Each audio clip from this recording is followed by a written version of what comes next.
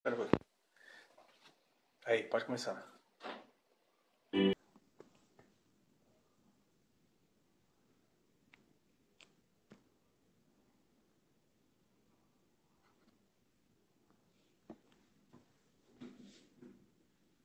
Boa noite. Maurício, tudo bem?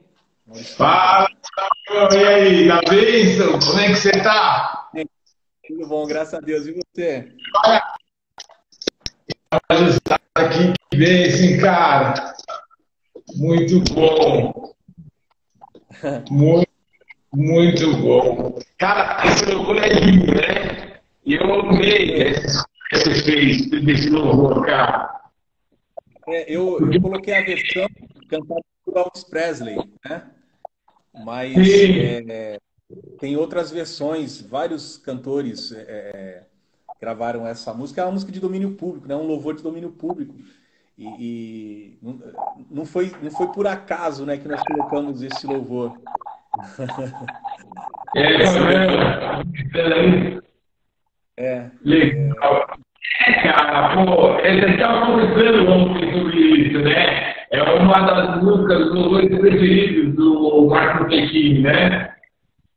Luther King, E, exatamente. e Esse eu acho que ele louvor, resume. Pode ele, falar. ele, ele pediu para que cantasse esse louvor antes dele declarar aquele discurso dele. Deixa eu lembrar aqui. Não quer? I I have a dream. dream, have a dream. Tenho um sonho. E ele pediu para que cantasse esse louvor antes que ele declarasse um discurso dele um dos mais conhecidos, né? Que foi o último discurso dele antes dele ser É, assassinado. na verdade, foi um sermão, né? Eles falam muito de um discurso, mas foi um sermão dele sobre igualdade e tal. Foi assim, sensacional mesmo. Exatamente. E, Esse louvor também, ele foi cantado no sepultamento, né? No velório dele. sim, E foi uma homenagem que os irmãos, né, os congregacionais resolveram fazer a ele, né, porque ele gostava realmente muito, muito desse louvor. E nós colocamos esse louvor para já chamar esse ambiente, né, de, porque o Martin Luther King, ele foi um ativista, né, um dos mais conhecidos e também principalmente por tudo aquilo que ele enfrentou, inclusive a morte, né? Ele representa, assim, tem uma representação muito grande para essa luta, né, contra a desigualdade. Naquele momento em que ele fazia aquele discurso, né, e ele participou de outros discursos, ele começou os discursos dele falando sobre segregação racial voltada para o, né, de origem afrodescendente, mas depois ele expandiu esse discurso, falando sobre outras etnias também. Na verdade, ele ampliou para que esse discurso abrangesse todas as outras etnias, porque quando a gente fala em racismo, a primeira coisa que vem na mente é justamente a perseguição, né? A discriminação contra o negro, né? Mas essa discriminação ela não existe somente com relação ao negro. Ela existe com relação ao povo asiático, ao povo latino, né? Quem que nunca contou piada ou tirou barato de argentino, né? Brasileiro adora discriminar o argentino. pois é, cara, na verdade, até com o judeu, né? Eu acho que tudo que é diferente, né? É Sim, muito louco isso, né, Leão? Mas eu fico pensando, sabe? E eu tava, esses dias, não tem como você não pensar, né? Poxa, tem 69, 68, 69, já tem 51 anos que o Lyndon Johnson assinou os direitos civis lá nos Estados Unidos, né? E a gente ainda vê situação como essa, né, cara? Eu tenho eu vi uma story hoje de uma pessoa muito querida e ele estava falando de uma situação que ele vivenciou no mercado. E ele colocou ali por ser negro, né? Que ele chegou no mercado, ele foi comprar alguma coisa, quando ele estava saindo, o segurança abordou ele, fez ele levantar a camisa e ver se ele tinha alguma coisa. Tá? E eu falei, cara, eu vivi isso. Eu vivi isso, cara. No mercado, caminha, saindo do caminho ali, o cara me abordou e falou tal. Eu acho que, na verdade, essa é uma questão muito viva na periferia, né? A forma como existe o preconceito mesmo, né? É lógico que, assim, não é só a questão... Quando a gente pensa, por exemplo, nos Estados Unidos, essa questão do George Floyd, por exemplo, em Minneapolis, há 50 anos atrás, o negro não podia nem comprar uma casa. Se ele tivesse dinheiro para comprar à vista, ele não podia registrar a escritura, cara. Assim, é uma coisa absurda, né? E isso tem 50 anos só. Né? Tá dando microfone no meu áudio, peraí. Esse melhorou? Deu uma melhorada? Eu tava com o microfone, não sei onde eu pus dele, cara. Mas deu uma melhorada, melhorou. Deu uma melhorada? Então, e você vê, ao mesmo tempo que parece que é pouco tempo, eu acho que é muito tempo. E aí, é aquilo que a gente estava conversando sobre a Rua Azusa, cara. A Rua Azusa, ela demonstra muito isso. Porque você tem aqui o William Joseph Seymour, né? Um pastor, um teólogo, né? Ele já era um cara conhecido na região do Missouri, quando ele começa a ouvir falar de um avivamento, ele começa a ouvir falar de glossolária, de línguas estranhas. Ele é um cara que ele vem de um berço batista, mas ele, desde garoto, ele tinha algumas epifanias, assim, algumas visões. E ele vai para Houston para poder estudar na escola do Parham. E chega lá, ele tem que assistir lá de fora. Porque, olha que loucura, os outros pastores entrassem lá porque ele era negro, cara. Olha que absurdo. E aí, começa... Oi? Descia do corredor. Pois é. E isso faz a gente confundir um pouco religiosidade com cristianismo. Né? Porque, mesmo assim, ele vence isso, e ele tem aquele arder por conhecer o Espírito Santo, e ele vai procurar uma viúva branca. Não é? E olha só, isso em 1901, 67 anos antes de começar as lutas pelos direitos civis. Né? Então, um negro e uma mulher viúva, né? Eles iniciam um movimento sensacional, cara, sem precedentes. Não é? E aí começou a envolver ali hispânicos, brancos, negros. Cara, a gente vê ali, sabe o que eu acho mais lindo da Rua Azul? A gente vê ali Gálatas 3:28. Não há judeu, não há grego, não há escravo, não há livre, não há homem, não há mulher. Todos somos um em Cristo. É muito louco isso, né, cara? E aí, eu até te chamei aquele dia, a gente começou a conversar, porque eu fiz um vídeo falando de experiência que eu tive por aqui, e eu tinha falado que até os 14 anos, nem todo dia da igreja, vivia dentro da igreja, né, ele estava sempre lá, eu comecei a assistir, né? Mas, cara, é uma igualdade. E aí eu fiquei pensando, cara, será que para mim era isso? Como que foi isso para você? A sua experiência, assim, você lembra de ter alguma situação de racismo na igreja?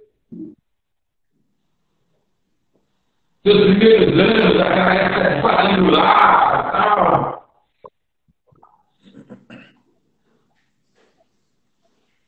Você está ouvindo? O vídeo está cortando bastante, Maurício. Está cortando bastante. Esse finalzinho deu uma embolada. Eu tinha perguntado se você teve alguma experiência, naquele tempo de avivamento realmente que a gente viveu ali na Quadrangular, pastor Zé Benedes, o pastor Sebastião naquela época, assim, tudo. Você teve alguma experiência, assim, você passou por alguma situação de racismo dentro da igreja, não? Então, rapaz, assim, ó, uma coisa até engraçada da gente falar.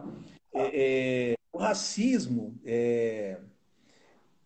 assim, às vezes ele é velado, né? Então, às vezes ele vem assim, de uma forma meio, né? Porque, assim, quando a gente fala de racismo, eu fui buscar alguns significados pra gente, só para a gente dar uma, né? Sim, para conceituar. Isso. Racismo, o que que seria, né? Segundo o nosso dicionário, conjunto conjunto de teorias e crenças que estabelecem uma hierarquia de raças ou etnias, né? Aí, pode ser uma doutrina ou um sistema político fundado sobre o direito de uma raça dominar outra. Assim, eu fiquei, sabe? Eu falei, vou me aprofundar um pouquinho mais. Eu fui buscar o que é a discriminação. A discriminação seria o quê? A faculdade de discriminar, distinguir ou discernir, né? Também pode ser a ação ou o efeito de separar, segregar ou por parte, né? Por que que eu fui buscar esses significados? Porque quando a gente fala de racismo, para a gente ampliar um pouquinho né, a nossa linha de raciocínio, a gente tem que falar de discriminação racial, que seria a distinção, a exclusão, a restrição ou a preferência baseadas em raças, né? E quando você fala em discriminação racial, aí você abre um pouquinho mais o leque e aí você permite esse racismo velado, né? Porque, tipo assim, às vezes você não fala, ó, não assume uma postura, eu sou racista ou eu estou te excluindo por causa disso. Mas quando você tem oportunidade de escolher, né? Oportunidade de separar, deixa de lado ele que você fala, não, esse não, ele é. Mas eu lembro de uma situação que assim, ficou muito clara, né? Não vou falar em qual igreja que aconteceu, mas eu vou contar o episódio.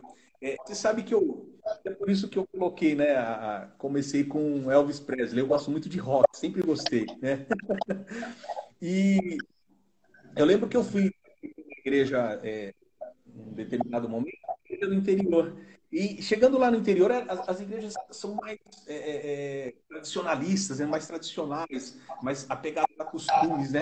Imagina eu, um nequeiro, doido, de pedra, chego na igreja e o pessoal tava cantando um louvor lá que eu conheci já daqui de São Paulo, né?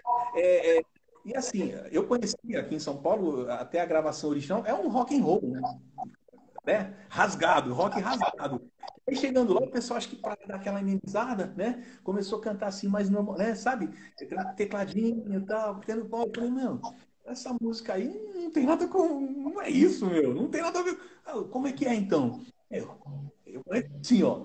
Peguei minha guitarrinha, coloquei um pedal que eu tinha de distorção, meti distorção na guitarra, mandei um rock and roll rasgado. Teve gente que adorou.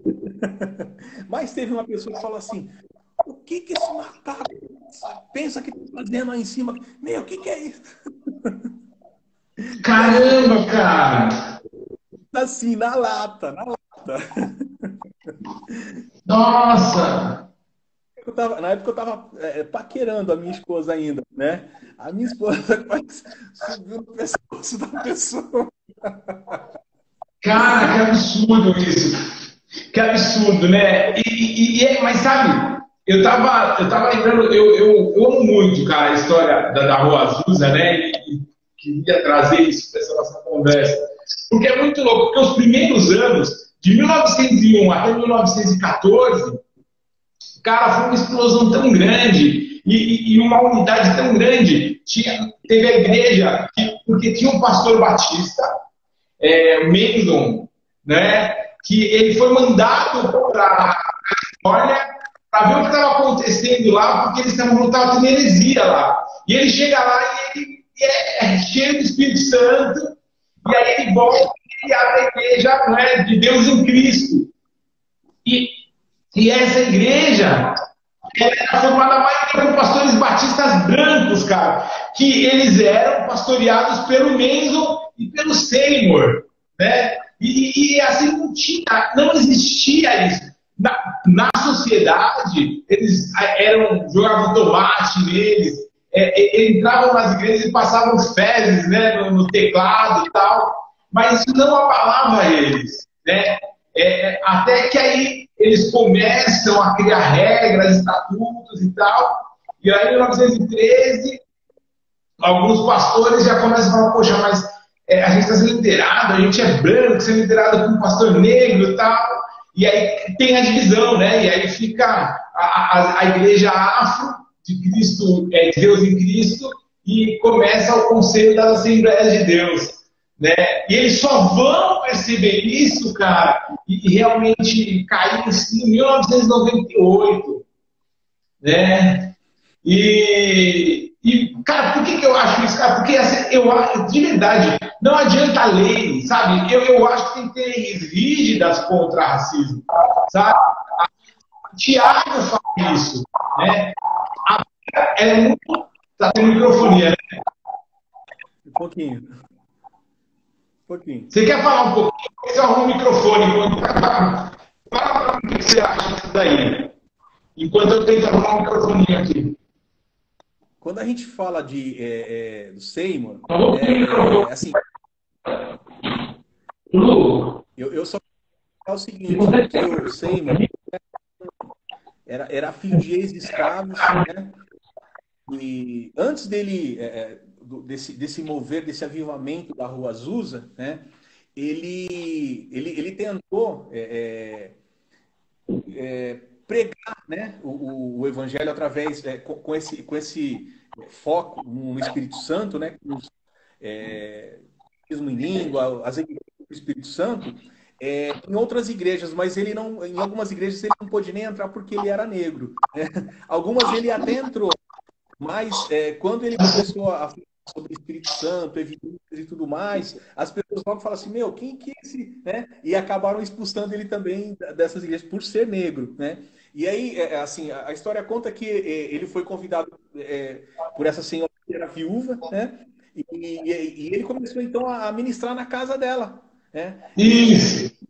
Começou a ministrar assim, as pessoas começavam a ouvir aquilo que o relato fala que o primeiro culto mesmo aconteceu, durou 3 dias e 3 noites, né?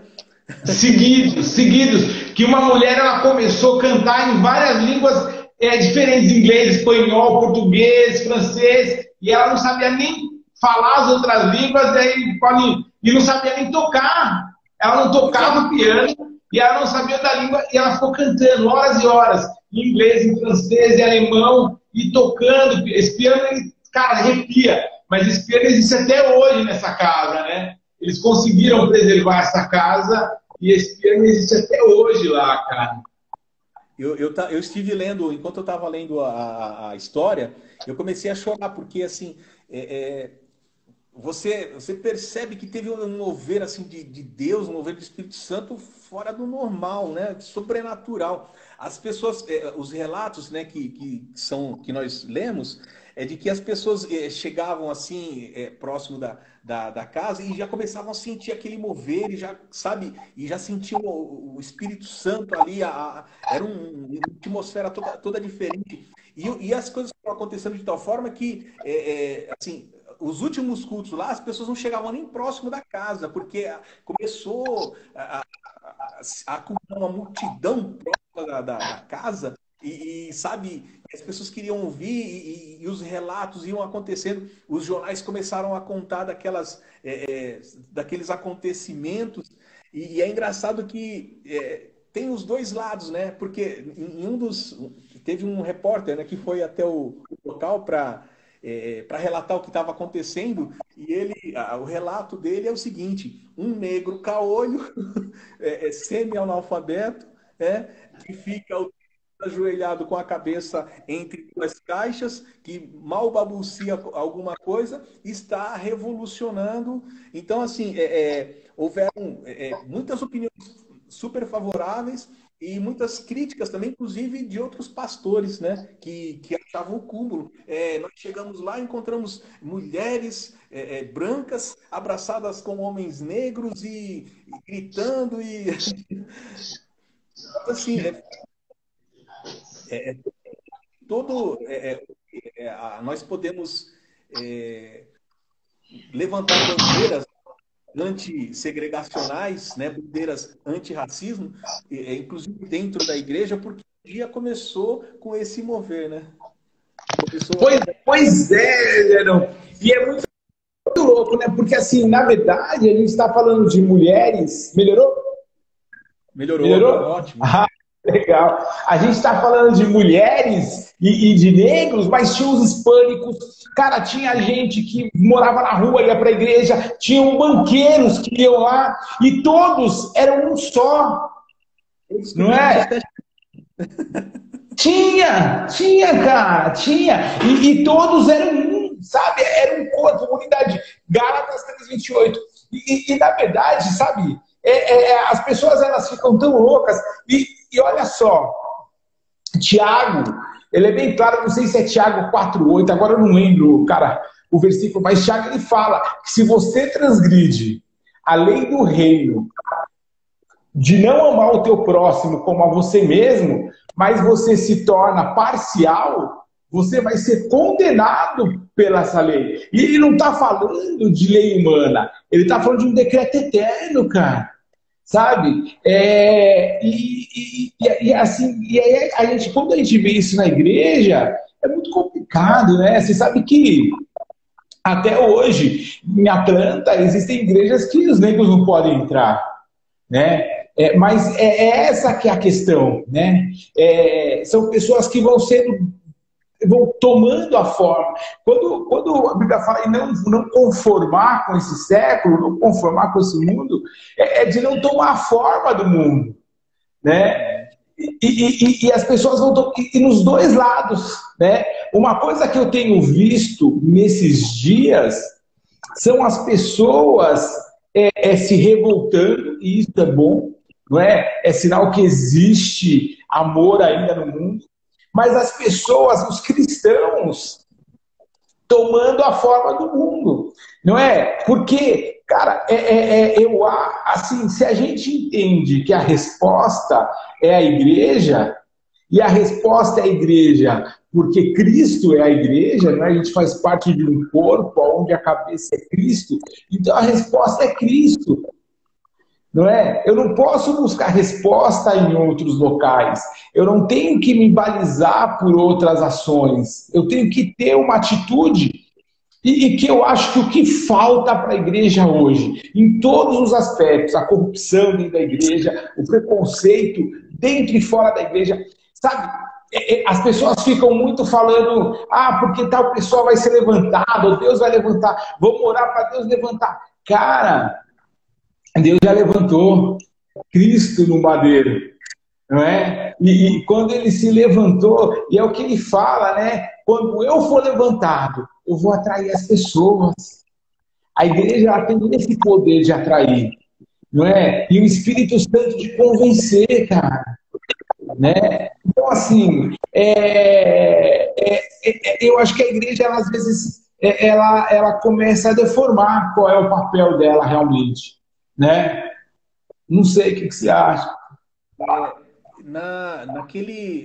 Eu lendo sobre o avivamento da Rua Azusa, né? Porque assim, existem várias, né, várias opiniões, inclusive opiniões que falam que, foi uma grande farsa e tudo mais, né? Mas foi uma coisa assim que eu achei muito interessante, porque isso não tem como, porque assim, a evidência do Espírito Santo, falar em línguas, isso aí tudo pode ser, né, manipulado. A pessoa inventar alguma. Agora, uma das coisas que aconteceu lá, que foi um fenômeno, é que as pessoas mudavam os comportamentos, né? As pessoas, a vida das pessoas começou a mudar. Elas começaram a... Isso tem, não é manipulável. Somente o Espírito Santo pode fazer com que isso Só. mude, né? Mude comportamento. Na É isso. verdade, isso é uma das ações do Espírito Santo. É isso.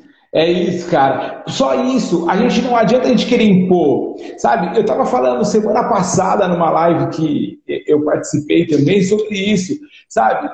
A pauta da igreja não tem que ser a família tradicional.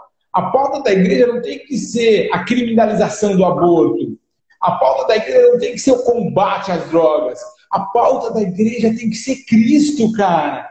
Porque quando a gente prega Cristo, quando a gente busca ser avivado, não é? A gente vai começando a transformar, cara, as pessoas. A transformação ela tem que acontecer de dentro para fora, não é? Olha só, eu acredito que os melhores dias estão na nossa frente, mas eu tenho certeza que o mundo não vai melhorar, cara. Não vai melhorar. Eu criei uma frase essa semana que eu achei chocante. Desculpe quem goste do gênero, mas eu criei assim, a seguinte frase: o mundo jaz no maligno, por isso eu sou firmado em The Rock. O mundo jaz no maligno. Não é, cara? Muito bom. Muito... E é verdade, cara. Sabe, esse mundo, ele tá se degenerando, sabe? Não tem jeito. Então não adianta eu querer criar pauta, eu achar que um político vai mudar o mundo. Não, cara, porque esse é papel da igreja. Deus não vai levantar mais Ciro, ele levantou Cristo e Cristo levantou a igreja, sabe? Então, a igreja, ela tem esse papel. E eu fico sentindo faíscas de avivamento, sabe? É que a gente não sacou muita coisa ainda. Eu falo que o que a gente está vivendo hoje, de não ter condições de estar na igreja, é um estágio que a gente vai viver daqui a pouco tempo. Hoje a gente não está na igreja por um motivo de isolamento social. Daqui a alguns anos a gente não vai estar na igreja porque vão querer isolar a gente, sabe? A gente, olha só, falando de racismo, cara, a igreja luterana, não sei em que cidade dos Estados Unidos, ela colocou João 1,5, que fala, e a luz veio sobre as trevas se dissiparam, né? A escuridão. Então, no texto deles, lá na versão inglesa, era como se fosse a negritude, mas é a negritude da noite, né? Cara, grupos, esse grupo Black Lives Matter, ele entrou, foi contra a igreja tem que pedir perdão e tirar o versículo, cara. Sabe? Então, assim, a gente está próximo de viver esse tempo onde a gente não vai mais poder estar na igreja, cara. Sabe? Até porque, sabe, a igreja, para poder ficar estabelecida e aberta, ela vai ter que ser totalmente corrompida. Sabe? E existem situações que são negociáveis, né, Verão? Eu vi algumas hashtags, né, nesse período agora pós o assassinato do Floyd. A vida negra importa, né? A vida negra importa. E eu concordo com isso. Em parte. Sim. Porque toda a vida importa, não é só a vida negra. É como se a igreja tivesse que ficar levantando bandeira, sabe? Agora, nós vamos... eu até fiz uma observação aqui. Nós não podemos nos deixar levar pelo modismo, né? Que é o assunto, o tema atual. Né? Aí, várias pessoas saíram às ruas para protestar, para se manifestar por causa do assassinato do Floyd. Né? Meu... super válido isso, só que um detalhe, esqueceram que a bandeira anterior era o isolamento, né? Tava todo mundo junto lá, esqueceram do isolamento. Já não se fala mais em 2019, isolamento. Aí você fica pensando, qual vai ser a próxima bandeira que a gente vai ter que levantar? Não tem necessidade de levantar bandeira. Toda a vida humana importa, pelo amor de Deus.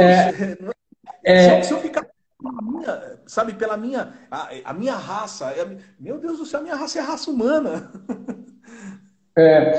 Que, na verdade, um grande problema disso é a hype, né? O pessoal vai na moda e depois passou, sabe? Então, daqui 15 dias, sabe? Eu acho que a questão, por exemplo, hoje, eles manifestam-se porque eles querem que os outros 3 policiais sejam presos. Eles têm que ser presos mesmo. Porque aquele cara, ele foi, intencionalmente, ele matou o homem, cara, de maneira cruel. né? Eu não sei se você viu a imagem, mas ele ajoelha no pescoço e ele coloca a mão no bolso. E aquilo é intencional, porque ele estava, na verdade, forçando a coxa sobre o pescoço. Ele queria matar aquele cara. Ele foi um assassino e os três foram cúmplices desse assassinato. Eles têm que estar presos mesmo. Mas aí daqui a alguns dias prendem esses caras para acalmar a opinião pública e acabou. Poxa, aí não vai ter mais problema. Então, isso não pode acabar, né? E não pode ser essa raiva. Né? É muito interessante. Eu estou participando de um projeto que chama Comida para Quem Precisa. Não tem muito a ver, mas... E no começo, deu aquela hype, né? Lotava, todo mundo queria ir e tal, tirar fotinho, entregando a marmita. Cara, hoje não aparece quase ninguém lá, sabe? Por quê? Acabou a quarentena, as pessoas não estão passando mais fome? Não, mas pô, eu já fiz minha parte, já fui lá, já embalei 5 marmitinhas. Entendeu? O Derek, esse policial, o nome dele é Derek, né? Derek Chauvin, né? Eu Isso. anotei aqui. Chauvin. Ela não é americana nata. Ela é de Laos, né? Ela também é uma estrangeira. Aí você vê assim, uma pessoa que tem na família dele, aliás, a gente fala ex-mulher já, né? Porque ela já falou que... Então, a pessoa que tem na família, né, alguém que é estrangeiro e não consegue, de outra nacionalidade, outra etnia, né, e não consegue respeitar uma outra pessoa porque ela tem uma etnia diferente da dele, ou uma cor diferente da dele, sabe, o cabelo diferente. É uma coisa assim, sabe, chega a ser... Eu não vou falar que é animal, porque o animal ele tem respeito, né, às vezes muito mais respeito com as coisas do que nós temos. É uma coisa... Pois sabe, é. chega a ser, sabe, doideira, loucura, loucura. É uma loucura que você não consegue, não dá para entender, você não consegue explicar. Não dá. Né? Cara, sabe o que é? É o ódio. É muito louco, porque o que eu vejo nesse cara... Domingo passado fez 1 ano que o Calilzinho morreu, cara. Sabe? Não sei se você lembra do Calil, cara. E assim... É uma situação que você não tem uma outra resposta, a não ser que foi a inveja, o ódio mesmo, né? Ter feito aquilo com o cara. E eu fui saber quem era. Eu vi que a família do George Floyd, são cristãos. E parece que eu não consegui checar totalmente essa informação, mas parece que ele teve realmente, bem na praia da adolescência, problema com droga. E ele foi lá para Minneapolis, ele tinha saído de lá, e ele voltou e ele tinha uma espécie de uma base missionária lá, cara, onde ele resgatava jovens, sabe? Então, talvez, em algum momento, a vida desses caras já tinha se cruzado, sabe? E deveria ter rolado já um ódio, talvez, cara, por conta dessa situação, porque assim, foi surreal o que aconteceu, né? Foi surreal. Poxa, e aí, no meio de tudo isso, eu não sei se você viu, não sei se foi no Recife, onde foi, cara, que a mulher do prefeito lá pôs o filho da empregada de 5 anos no elevador, o moleque subiu lá no último andar e se jogou, cara. Assim, então, assim, pois é, a vida do garotinho vale menos que a vida do cachorro. E tudo isso aconteceu por causa do cachorro. O cachorro estava latindo, ela mandou a mulher sair para passear com o cachorro e deixou o filho lá e o menino chorando e ela jogou o moleque dentro do elevador, cara.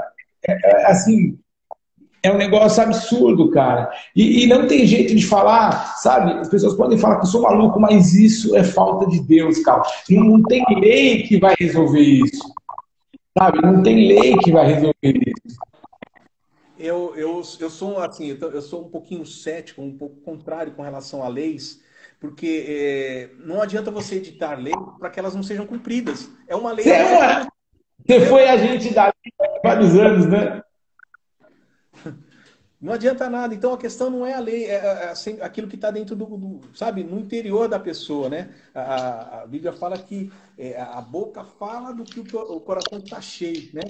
As pessoas destilam aquilo que está dentro do interior, né? Então é lá dentro, é falta de Deus realmente, que, sabe, é Deus que está faltando. E justamente o papel da igreja é levarmos esse Deus para as pessoas, né? Sim. A igreja não se conformar com, sabe, a luta também é nossa, também é minha, mas eu não posso simplesmente fazer coro com o ódio, né, que está sendo difundido e divulgado e sabe, aclamado, fazer coro com isso para ser contra essas. Eu sou contra, totalmente contra isso, mas eu tenho que ser contra através do amor, através da palavra de Deus. É a palavra de Deus, é o amor que vai mudar a situação. Olha, falando... Pode falar. Porque, assim, Deus, ele não se... Eu vou abrir aqui enquanto... Deus, ele não se colocou, sabe, fora dessa situação, não. Ele falou assim, eu quero estar no meio dessa situação toda. Então, lá em 1 Pedro, capítulo 2, versículo de 1 a 15, eu vou ler aqui, é um pouquinho extenso, mas eu vou ler todinho, porque sabe, é muito chocante. Diz assim: despojando-vos, portanto, de toda maldade e dolo, de hipocrisias, invejas e de toda sorte de maledicências, desejai ardentemente, como crianças recém-nascidas, o genuíno leite espiritual, para que, por ele, vos seja dado crescimento para a salvação, se é que já tendes experimentado de que o Senhor é bondoso. Chegando-vos a ele, a pedra que vive, rejeitada, sim, pelos homens, mas para com Deus eleita e preciosa. Também, vós mesmos, como pedras que vivem, sois edificados casa espiritual para ser de sacerdócio santo, a fim de oferecerdes sacrifícios espirituais agradáveis a Deus, por intermédio de Jesus Cristo. Pois está na Escritura: eis que ponho em Sião uma pedra angular, eleita e preciosa, e quem nela crer não será de modo algum envergonhado. Para vós outros, portanto, os que credes, é preciosidade, mas para os descrentes, a pedra que os construtores rejeitaram, essa veio a ser principal pedra angular, a principal pedra angular, pedra de tropeço e rocha de ofensa. São esses os que tropeçam na palavra, sendo desobedientes para o que também foram postos. Vós, porém, aí está falando, né? Está falando de mim, de você e de quem quiser, né? Sim. Vós, porém, pois raça eleita, sacerdócio santo, sacerdócio real, nação santa, povo de propriedade exclusiva de Deus, a fim de proclamardes as virtudes daquele que vos chamou das trevas para a sua maravilhosa luz. Vós sim, que antes nem erais povo, mas agora sois povo de Deus, que não tinhas alcançado misericórdia, mas agora alcançaste misericórdia. Então eu fiquei assim, meu Deus, ele falou assim, para tudo isso aí, esse lance de raça, eu tô determinando, eu tô escolhendo uma raça, tô elegendo aqui uma raça que vai ser minha. É o DNA dos céus, né? Hoje eu estava brincando, não sei se você lembra do bispo Serjão, o que era professor do IRI lá, da Renascer, sabe que era teólogo, sabe quem é? Sim. Então, ele tá no projeto lá com a gente, e o pessoal brinca que a gente é irmão, por causa da barba, tal, não sei o quê, né? E aí eu tava passando e falei assim, aí, gente, qual meu irmão aí e tal, né? Quase de sangue. Eu falei, como quase de sangue? A gente é de sangue, pô, sangue de Cristo que corre aqui na nossa veia. Não é? Pô, que bom que tá... Sérgio Benítez, tá falando? Sérgio Benítez? Isso!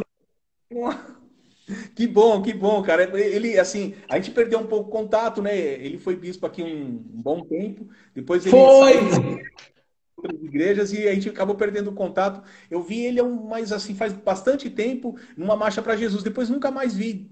Às vezes, de vez em quando, vejo alguma outra postagem dele no Facebook, no Instagram, tudo. Mas em contato com ele mesmo nunca mais tive. Ele tá lá no projeto do Comida para Quem Precisa, lá tal. E cara, é isso, né? Sabe, é muito louco. Eu falo isso, né, cara? É interessante, a gente fica pedindo resposta para Deus, mas na Bíblia a gente tem várias perguntas de Deus. E as perguntas de Deus são aquelas perguntas retóricas, cara. E aí, Rô, beleza? São aquelas perguntas feitas para que a gente dê a resposta. E a primeira aconteceu lá no Éden, com o pecado, né? Assim que Adão ele come do fruto da árvore, depois do bem e do mal, e ele se vê nu, ele se esconde, né? E a Bíblia fala que aí Deus veio passando pela viração do dia lá e pegou e falou assim, Adão, onde você está? Né? Cara, a gente sabe que Deus ele é onisciente, ele é onipresente, ele sabia onde Adão estava, mas ele queria que Adão entendesse aonde ele estava, né? Aonde Deus tinha colocado Adão, qual era o projeto inicial de Adão, né? E o que o pecado fez, aonde o pecado colocou Adão, né? Aonde ele estava? Ele estava nu, ele estava envergonhado, ele estava separado de Deus e ele estava escondido, cara. Ele que foi feito para ser livre, para ser amigo de Deus. Ele que foi feito para dominar sobre aquilo que Deus tinha feito para ele, né? Ele agora separado de Deus, ele está miserável, cego, pobre e nu, cara. E é interessante que a Bíblia começa assim e ela termina assim quando está escrevendo sobre a igreja de Laodiceia, né, cara? Que, na verdade, é interessante, né? Eu tô estudando esses dias o livro de Colossenses. Eu estou preparando um devocional de Colossenses para a igreja Santuário da Fé, da pastora Márcia. E aí eu estou estudando o livro.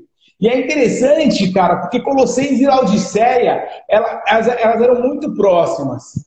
Laodiceia caiu pelo erro de Colossenses e não aprendeu com o erro dos caras, né? Paulo, ele exortou Colossenses, os colossenses, eles se mantiveram naquela questão do orgulho, do poder, né? Sobrepujando a fé em cima do potencial humano. A cidade foi destruída, muitos fugiram para Laodiceia, e lá em Laodiceia aconteceu a mesma coisa. E esse é o ponto. A igreja de Laodiceia, como a de Colossenses, é uma igreja super preconceituosa. Por quê? Cara, lá era assim, ó, você tinha um presbítero, só que se o presbítero fosse levar a palavra naquele dia na igreja e chegasse lá o dono da confecção, lá da tecelagem, o presbítero não falava, eles deixavam o dono da tecelagem falar, cara. Porque você sabe que o problema é esse, quando a igreja vira um clube, um clubão. O cristianismo, ele passa a ser um hobby, né? Passa a ser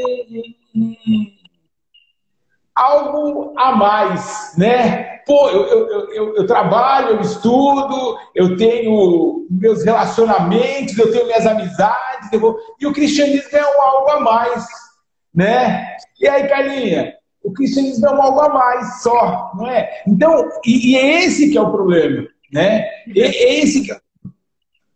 Uma opção de diversão.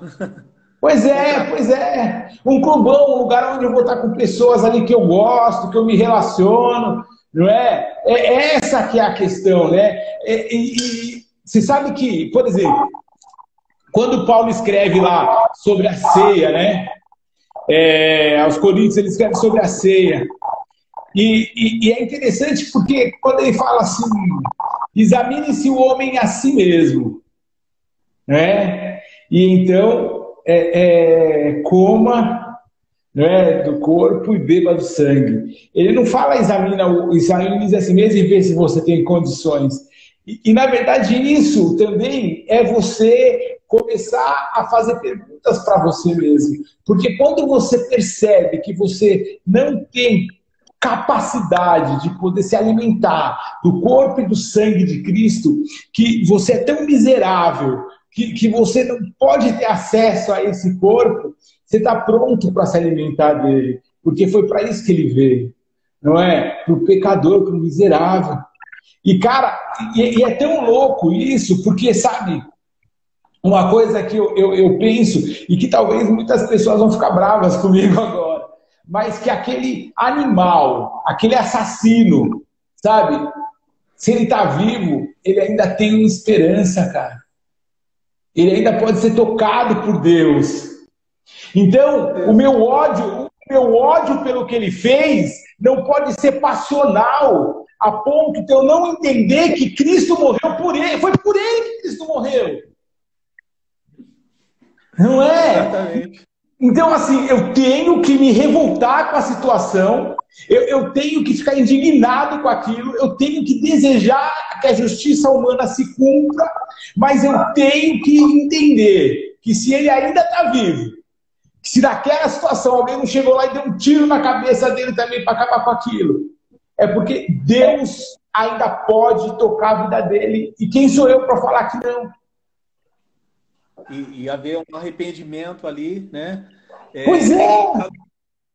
É justamente a religiosidade que faz essa distinção, né? A distinção daquele que pode tomar a ceia, aquele que não pode. O que você fez? Ah, não, você não pode tomar a ceia. E você, não, tu não pode também.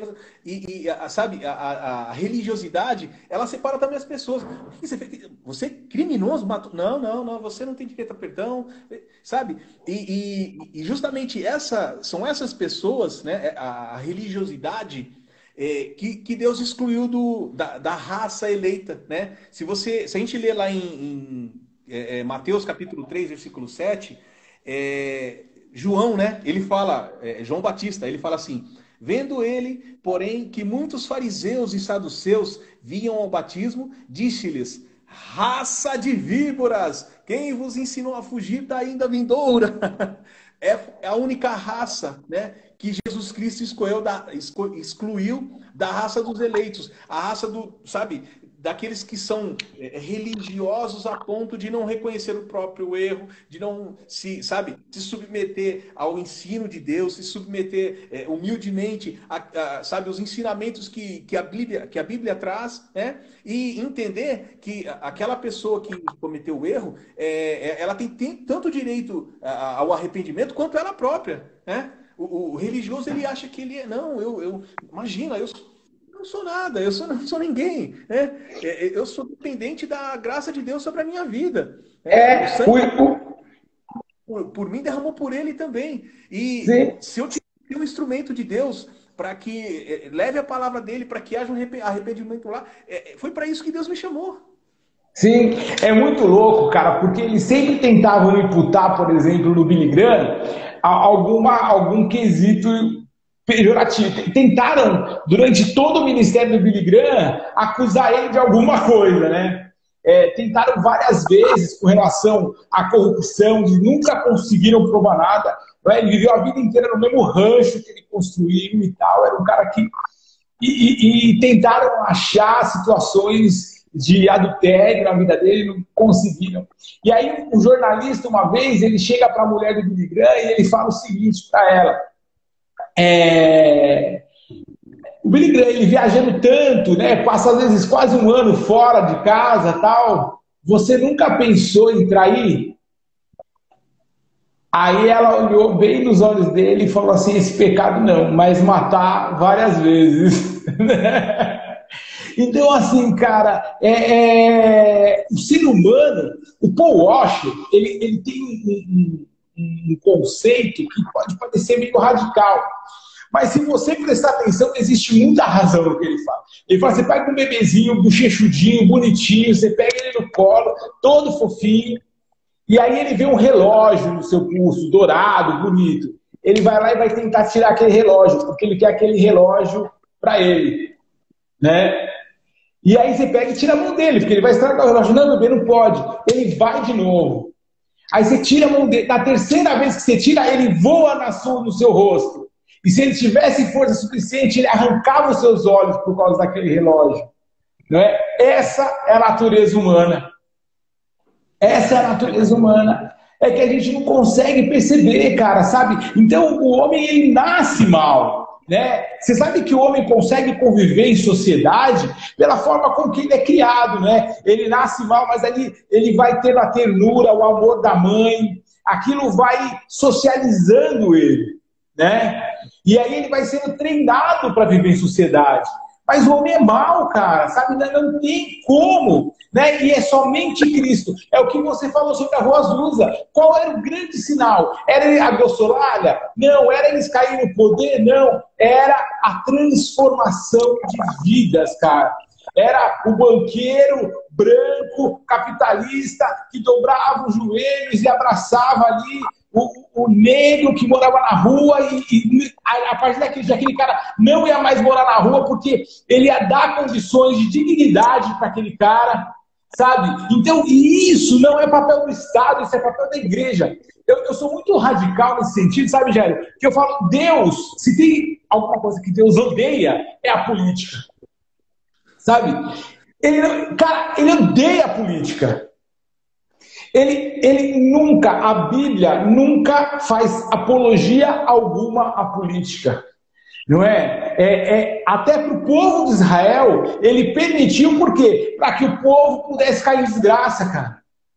Sabe? Para que o povo pudesse perceber, sabe? Vocês querem se afastar de mim? Vocês querem? Então vai lá, vê o que está acontecendo. Sabe? Porque a política, porque isso ele deu para a igreja. Né? O lance de Ananias e Safira não foi porque eles roubaram a Deus ali, mas foi porque eles estavam querendo se valer de uma situação, politicamente até. Né?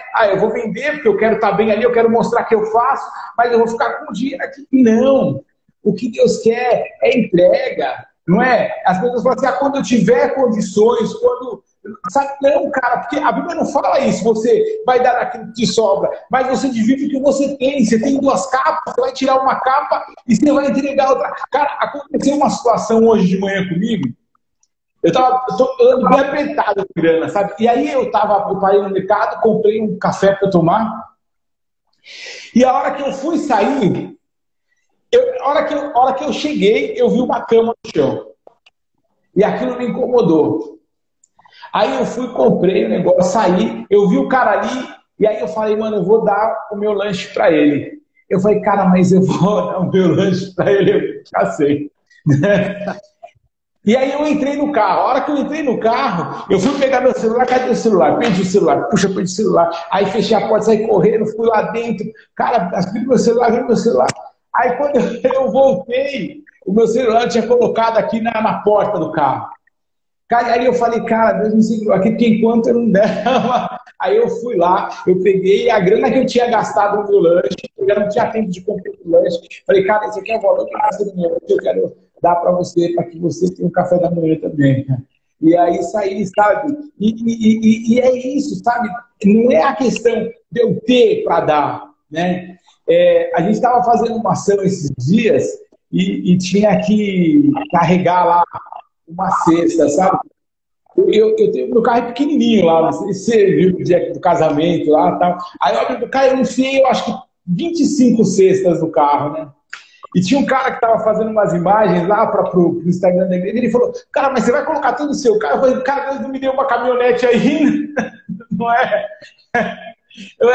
Quando Deus deu, eu falei, cara, esse carro vai ser prioritariamente para usar no serviço de Deus, e tem que fazer isso, e é esse que ele deu, vai ser nesse que eu vou colocar, sabe?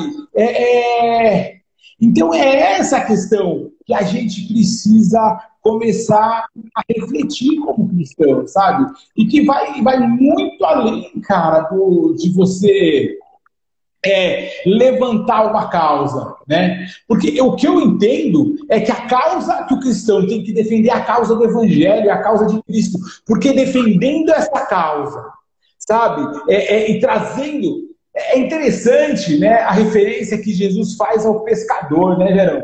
Porque o pescador, ele não mergulha lá no mar, no lago, e cata o peixe, traz o peixe lá, não. Ou ele joga a rede, ou ele joga o anzol. Né? E a isca está ali, né?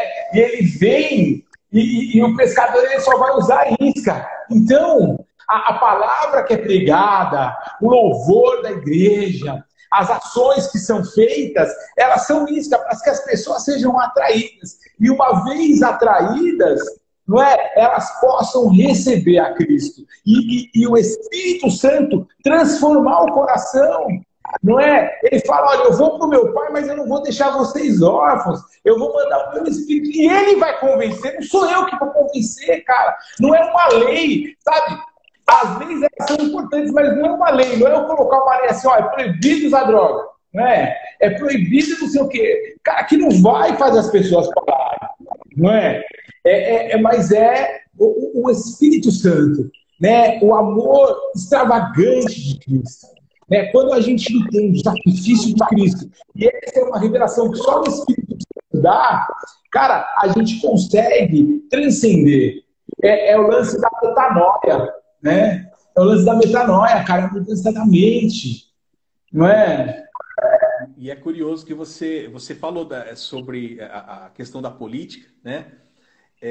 O povo chega diante de Samuel e fala assim, olha, todos os povos da terra têm reis, por que só nós não vamos ter? Né? Nós queremos um rei que domine sobre nós. E aí Samuel fica entristecido, chega diante de Deus e fala, eles querem um reino, eles não me querem mais, eles querem um rei. Aí Deus vira para Samuel e fala assim, Samuel, não fica triste não, não é a você que eles estão rejeitando a mim. É a mim. É a mim. E quando o povo grita, sabe, fechado com o Bolsonaro, cara, eu não estou falando mal do Bolsonaro, o cristão fala fechado com o Bolsonaro, ele está dando mais importância para o político do que para Cristo, cara. Eu tenho que ser fechado com Cristo, sabe? Eu tenho que, sabe, o cristão, ele tem que ser totalmente imparcial, sabe, no seu julgamento. Porque é a face de Cristo que ele tem que revelar, não é? É muito louco. Eu não sei se você já leu. Se você não leu, eu vou te mandar. Eu tenho em PDF.